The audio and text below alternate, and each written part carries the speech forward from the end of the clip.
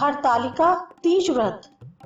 नारी के सौभाग्य की रक्षा करने वाले इस व्रत को सौभाग्यवती स्त्रियां अपने अक्षय सौभाग्य और सुख की लालसा हेतु श्रद्धा, लगन और विश्वास के साथ मानती हैं। कुंवारी लड़कियां भी अपने मन के अनुरूप पति प्राप्त करने के लिए इस पवित्र पावन व्रत को श्रद्धा और निष्ठा पूर्वक करती हैं।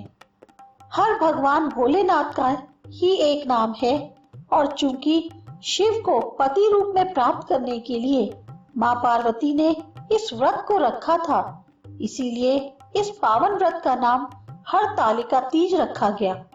हरतालिका तीज व्रत कथा। लिंग पुराण की एक कथा के अनुसार मां पार्वती ने अपने पूर्व जन्म में भगवान शंकर को पति रूप में प्राप्त करने के लिए हिमालय पर गंगा के तट पर अपनी बाल्यावस्था में अधोमुखी होकर घोर तप किया। इस दौरान उन्होंने अन्न का सेवन नहीं किया। काफी समय सूखे पत्ते चबाकर अपनी भूख मिटाई और फिर कई वर्षों तक उन्होंने केवल हवा पीकर ही व्यतीत किया। माता पार्वती की यह स्थिति देखकर उनके पिता अत्यंत दुखी थे।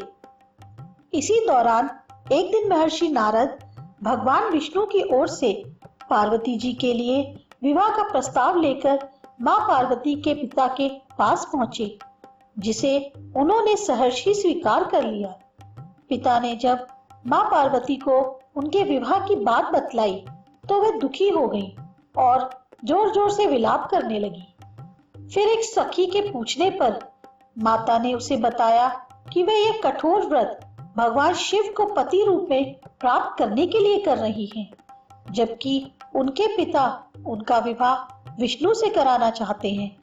तब सहेली की सलाह पर माता पार्वती घने वन में चली गई और वहां एक गुफा में जाकर भगवान शिव की आराधना में लीन हो गई। भाद्रपद तृतीया शुक्ल के दिन हस्त नक्षत्र को माता पार्वती ने रेत से शिवलिंग का निर्माण किया और भोलेनाथ की स्तुति में लीन होकर रात्रि जागरण किया।